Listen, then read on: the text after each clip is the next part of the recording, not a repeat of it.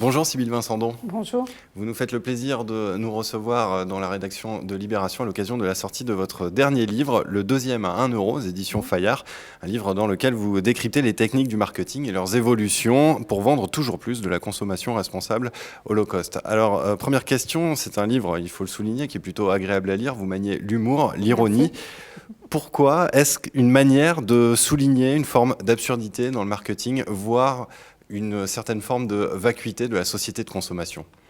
Une vacuité, c'est un peu fort, mais moi j'estime qu'on est face à un problème qui n'est pas non plus dramatique.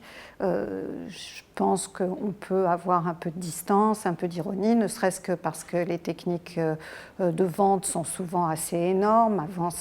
Les marchands avancent avec de grosses ficelles, avec des vieux procédés, et du coup, on peut quand même en rire un peu. Et puis l'autre chose, c'est que je me suis dit qu'en ayant... moi j'écris beaucoup comme ça.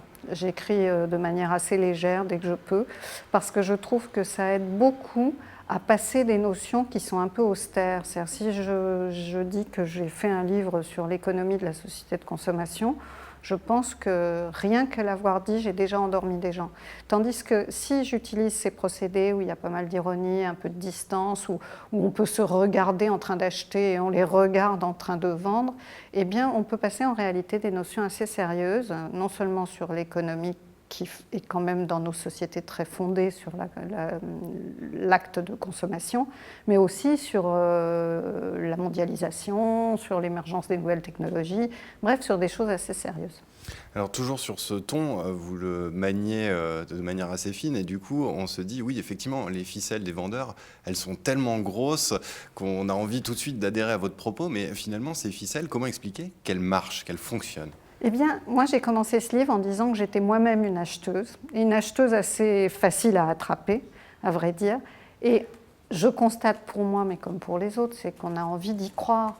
En fait, on ne vous vend pas tellement des produits, ni même des services, on vous vend toujours un récit. On vous vend une histoire dans laquelle vous pouvez avoir envie de participer, d'être un des acteurs de ça.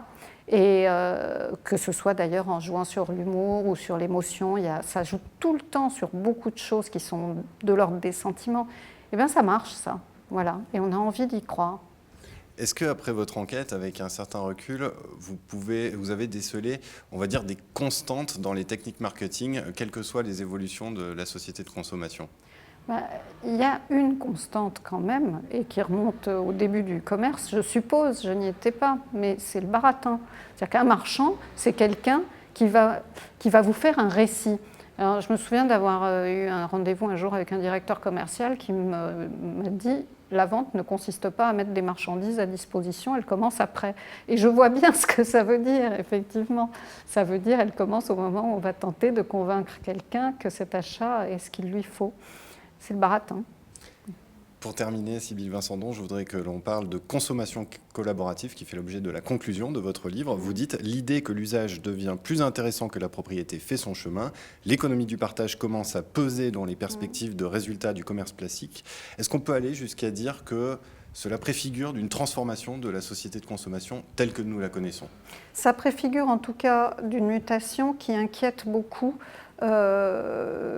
tous les commerçants au sens très large du terme, y compris les multinationales. C'est-à-dire qu'on est là depuis 2008 dans une stagnation des achats, que ce soit dans les hypermarchés, dans les commerces, enfin tout le monde souffre. Et quand vous voyez que dans l'opinion publique, en particulier des jeunes générations, ce qui est le plus alarmant quand vous avez quelque chose à vendre, ces gens se disent « Est-ce que j'ai besoin d'une voiture? Moi, mon statut, je m'en fiche, c'est pas comme ça que je le montre aux autres. Mais en revanche, j'ai besoin d'utiliser une voiture de temps en temps. Est-ce que j'ai besoin de posséder un outillage de champion du bricolage? Non, finalement, je pourrais peut-être l'emprunter ou l'échanger avec quelqu'un d'autre. » Et ça finit par représenter sur les grosses masses des chiffres qui peuvent être un tout petit peu interrogeants pour des gens dont le métier était classiquement de vendre de plus en plus de choses. Sybille Vincendon, je vous remercie. Je vous en prie.